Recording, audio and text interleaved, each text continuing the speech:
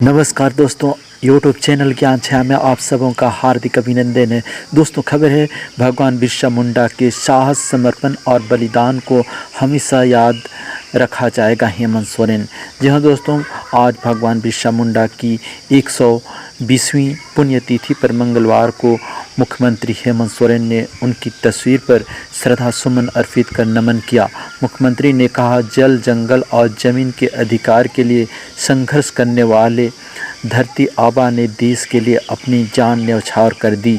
उनके साहस, समर्पण और बलिदान प्रत्येक भारतीय को सदैव प्रेरित करता रहेगा। इस अवसर पर पेयजल एवं स्वच्छता मंत्री मिथिलेश ठाकुर एवं अन्य पदाधिकारियों ने भी भगवान बिरसा मुंडा की तस्वीर पर श्रद्धा सुमन अर्पित किया।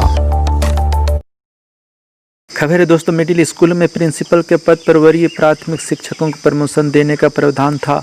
इसे सरकार खत्म करने जा रही है। स्कूली शिक्षा एवं साक्षरता विभाग द्वारा प्रस्ताव भी तैयार कर लिया गया है। शिक्षक इसका विरोध कर रहे हैं। सोमवार को अखिल झारखंड प्राथमिक शिक्षक संघ के अध्यक्ष विजेंद्र चौबे, महासचिव राममूर्ति ठाकुर और मुख्य प्रवक्ता नसीम अहमद ने वरीयता आधारित प्रमोशन को समाप्त करने के प्रस्ताव पर आपत्ति जताई है। कहा है कि सुप्रीम कोर्ट और हाई कोर्ट के आदेश की अनदेखी है।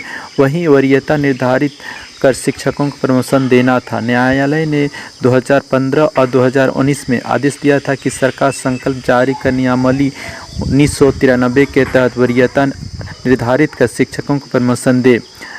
कहा कि यह 20-25 वर्ष से सेवा दे रहे वरीय शिक्षकों को प्रमोशन से वंचित रखने का प्रयास है। संघ ने शिक्षा मंत्री जगन्नाथ महतो और शिक्षा सचिव राहुल शर्मा से रेगुलेशन के अनुसार प्रिंसिपल के रिक्त पदों पर प्रमोशन देने की मांग की है। बताते चलें कि राज्य के मिडिल स्कूलों में 3200 से अधिक प्रिंसिपल के पद रिक्त हैं। कमेटी ने कहा था 50% सीधी नियुक्ति हो। शिक्षकों ने कहा कि 2 वर्ष पहले 2018 में तत्कालीन निदेशक की अध्यक्षता में कमेटी गठित की गई थी। कमेटी ने अपनी रिपोर्ट में कहा था कि प्रिंसिपल के 50% पद सीधी नियुक्ति से भरे जाएंगे, वहीं 50% पद शिक्षकों को प्रमोशन देकर भरे जाएंगे। इसे नई नियमावली में शामिल किया जाना चाहिए।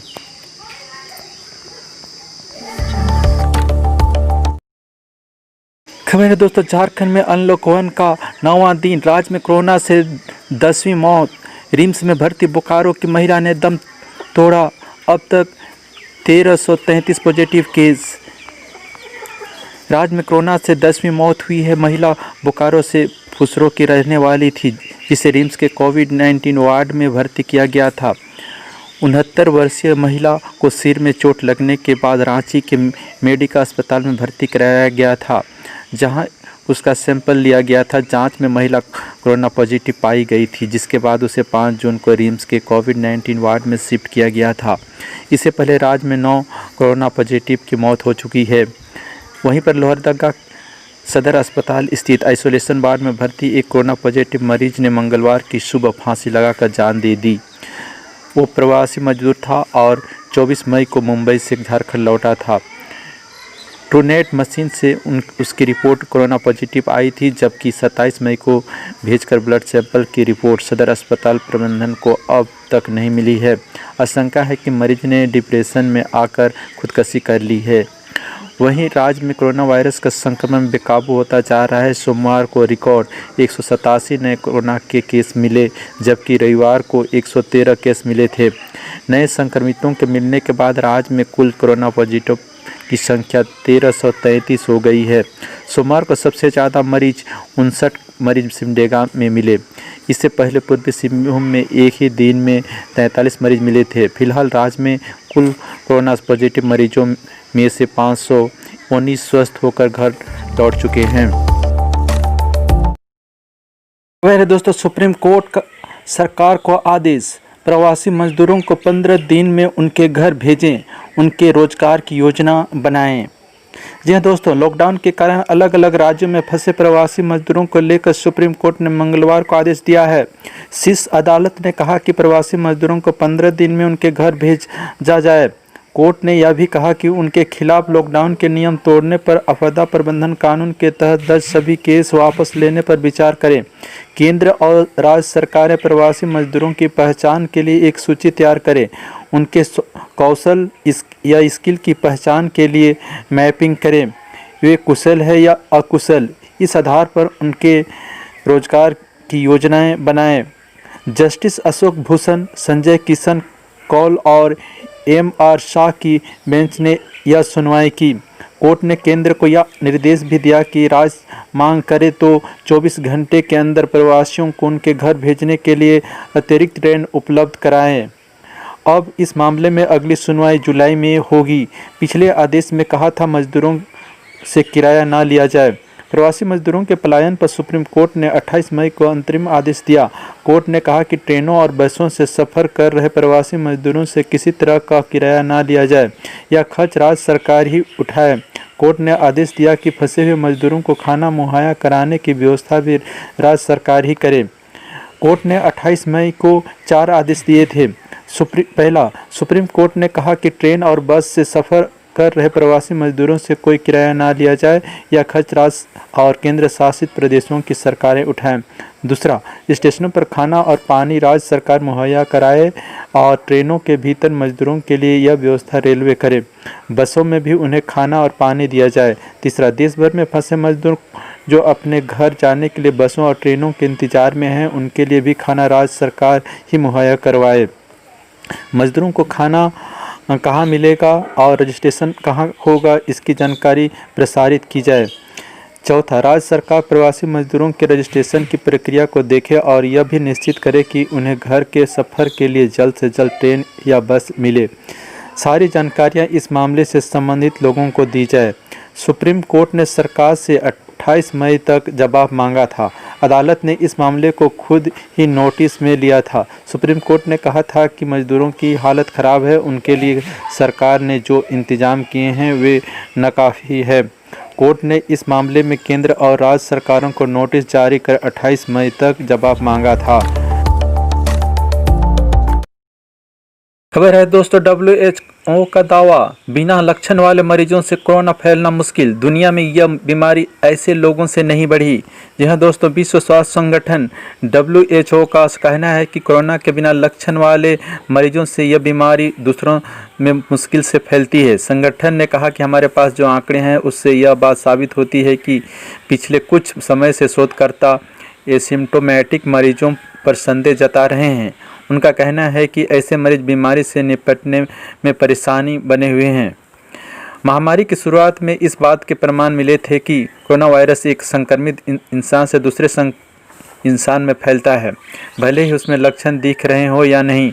इस पर WHO की महामारी विशेषज्ञ डॉक्टर मारिया वेन ने सोमवार को कहा कि एसिम्टोमेटिक मरीजों से भी संक्रमण फैल सकता है, लेकिन दुनिया में जिस तरह मामले बढ़ रहे हैं उसकी वजह से ये मरीज नहीं हैं।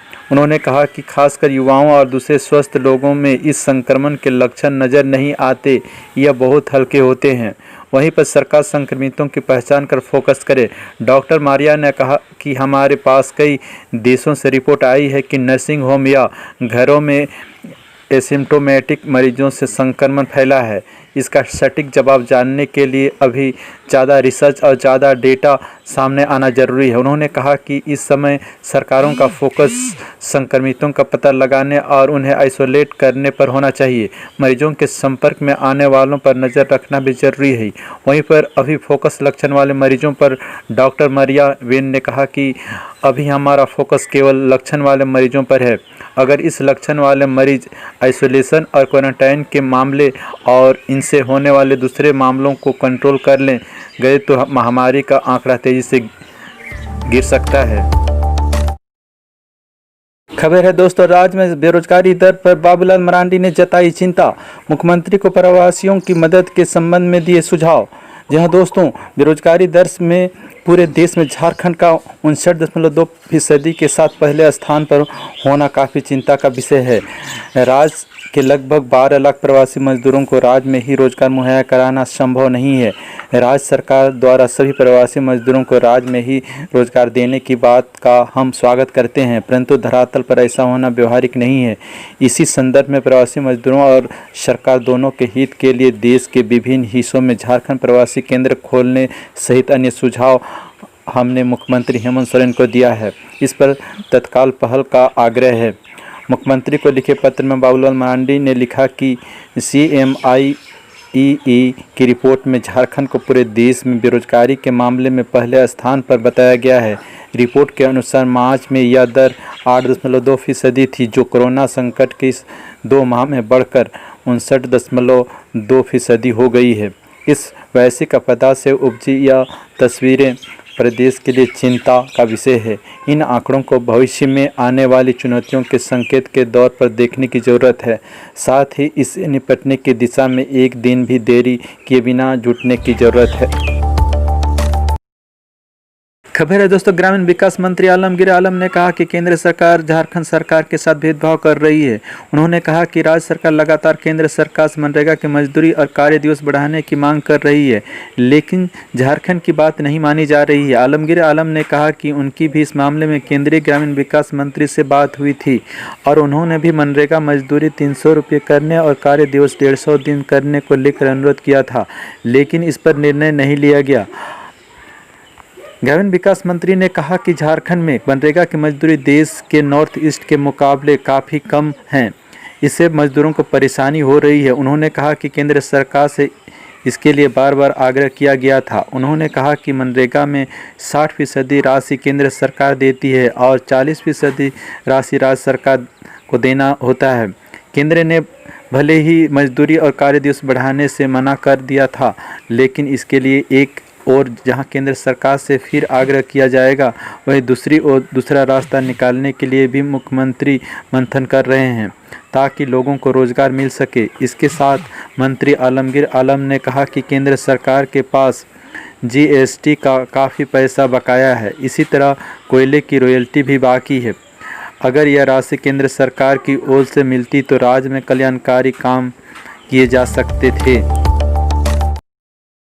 खबर है दोस्तों, कोरोना संक्रमण के इस दौर में रेलवे में भी काफ़ी कुछ बदलाव देखने को मिल रहा है। ट्रेनों में स्टेशनों में टिकट चेक करने वाले TTI को अब भारी भरकम काले कोट एवं टाई पहनने से मुक्ति मिल गई है, लेकिन अब इन्हें PPI किट उपलब्ध कराई जा रही है। कई स्टेशनों में अब TTI की PPE किट पहनकर ड्यूटी करते देखा जा रहा है। पूर्व मध्य रेलवे हाजीपुर के CPRO राकेश कुमार के अनुसार सुरक्षा की दृष्टि से पूर्व मध्य रेलवे के अंतर्गत धनबाद, पंडित दीनदयाल उपाध्याय, मुगलसराय, दानापुर, समस्तीपुर एवं हाजीपुर डिवीज़न के TTI, TI, RPF एवं रेलवे के वैसे कर्मचारी जो यात्रियों के नज़दीक जाते हैं, उनके लिए PPI किट उपलब्ध कराया जा रहा है। प्रथम चरण में पूर्व मध्य रेलवे में के विभिन्न स्टेशनों में 4000 PP किट उपलब्ध कराया गया है। यात्रियों के टिकट चेकिंग के दौरान रेलवे के ऐसे स्टाफ को जो संक्रमण का खतरा बना रहता है, इसी के लिए सुरक्षा के तहत यह इंतजाम किए गए हैं। वहीं कोडरमा के मुख्य टिकट निरीक्षक SS प्रसाद ने बताया कि कोडरमा में 10 PPI उपलब्ध कराया गया है, लेकिन अभी ट्रेनों का ठहराव स्टेशन में कम होने के कारण TTI एवं TI लोग इसका कम ही उपयोग कर रहे हैं। अभी मास्क, फेस शील्ड, ग्लव्स आदि पहनकर ही लोग ड्यूटी कर रहे हैं। आने वाले दिनों में ट्रेनों का ठहराव बढ़ने एवं भीड़ होने के बाद लोग इसका इस्तेमाल करेंगे।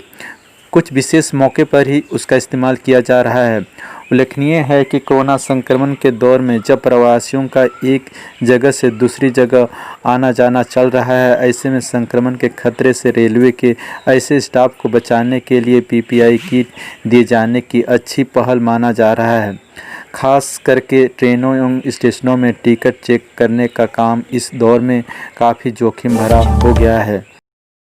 खबर है दोस्तों, निजी स्कूलों में ट्यूशन फीस माफ़ नहीं करा सकी सरकार, देना होगा 2 माह का शुल्क। जी हाँ दोस्तों, मंगलवार को शिक्षा मंत्री के साथ निजी स्कूलों के प्राचार्यों की बैठक हुई। इसमें निजी स्कूल ट्यूशन फीस माफ़ करने को तैयार नहीं हुआ। जी हाँ दोस्तों, झारखंड सरकार ने प्राइवेट स्कूलों के समक्ष घुटने टेक दिए हैं। लॉकडाउन की अवधि के दौरान स्कूली बच्चों की फीस माफ़ी को मनवाने में हेमंत सरकार को नाकामी मिली है। इससे राज्य के अभिभावकों को नुकसान हुआ है। राज्य सरकार निजी स्कूलों में ट्यूशन फीस माफ़ नहीं करा सकी। मंगलवार को हुई बैठक में निजी स्कूलों को ट्यूशन फीस वसूलने की छूट मिल गई है। हालांकि निजी स्कूल लॉकडाउन पीरियड में कोई अन्य शुल्क नहीं ले सकेंगे। शिक्षा मंत्री जगन्नाथ महतो की अध्यक्षता में निजी स्कूलों के प्राचार्यों के साथ हुई बैठक में निजी स्कूल ट्यूशन फी माफ करने को तैयार नहीं हुए। मंत्री ने कहा कि इससे संबंधित मामला सर्वोच्च न्यायालय में भी चल रहा है। इसके आदेश के बाद आगे निर्णय लिया जाएगा। अभी 2 माह का ट्यूशन फीस को छोड़कर कोई अन्य शुल्क निजी स्कूल नहीं लेंगे। खबर दोस्तों, लापरवाही सैंपल लेकर युवक को भेजा घर, निकला कोरोना पॉजिटिव। जी हाँ दोस्तों, मुंबई से लौटे तेलमचो के युवक को पहले 10 दिनों तक गांव के बाहर सरकारी मैरिज हॉल में क्वारंटाइन पर रखा। 10 दिनों के बाद कोरोना संक्रमण की जांच के लिए उसका सैंपल लिया गया। सैंपल लेने के बाद अधिकारियों ने जांच रिपोर्ट आने का इंतजार नहीं किया, युवक को क्वारंटाइन सेंटर से घर भेज दिया। 4 दिन बाद उसकी रिपोर्ट पॉजिटिव आई। जब तक अधिकारियों को रिपोर्ट का पता चलता, युवक अपने घर और गांव के लोगों के सीधे संपर्क में आ चुका था। इस लापरवाही के कारण युवक के परिजन और गांव के लोग संक्रमित होने के डर से सहमे हुए हैं। कोविड-19 हॉस्पिटल में भर्ती कराए गए इस युवक ने बताया कि 25 मई को वह मुंबई से लौटा था। बाघमारा सामुदायिक स्वास्थ्य केंद्र में स्क्रीनिंग के बाद उसे सरकारी मैरिज हॉल में क्वारंटाइन कर दिया गया था। 3 जून को दोबारा उसे बाघमारा सामुदायिक स्वास्थ्य केंद्र ले जाकर उसका सैंपल लिया गया। सैंपल लेने के बाद अधिकारियों ने उसे घर जाने को कहा। वह अपने घर जाकर परिवार के साथ रहने लगा। रविवार की रात स्वास्थ्य विभाग की टीम घर पहुंची और यह कहते हुए कि कोविड-19 हॉस्पिटल में उसे भर्ती कर दिया गया है कि उसका रिपोर्ट पॉजिटिव आई। इसके बाद से संक्रमित युवक के घर वाले और गांव के लोग परेशान हैं। रिपोर्ट आने के 2 दिन पहले भेज दिया गया घर। बाघमारा के लाहरबेड़ा निवासी एक युवक को कोरोना जांच रिपोर्ट आने के 2 दिन पहले क्वारंटाइन सेंटर से घर भेज दिया गया। रविवार की रात उसे भी घर से उठाकर कोविड-19 हॉस्पिटल में भर्ती किया गया। युवक ने बताया कि 25 मई को वह मुंबई से लौटा था और 26 मई को उसका सैंपल लिया गया था। सैंपल लेकर उसे सरकारी क्वारंटाइन में रखा गया था। 5 जून को क्वारंटाइन से डिस्चार्ज कर घर भेजा गया। 7 जून को उसकी रिपोर्ट पॉजिटिव आई। तो दोस्तों, यह समाचार यहीं पर समाप्त होता है।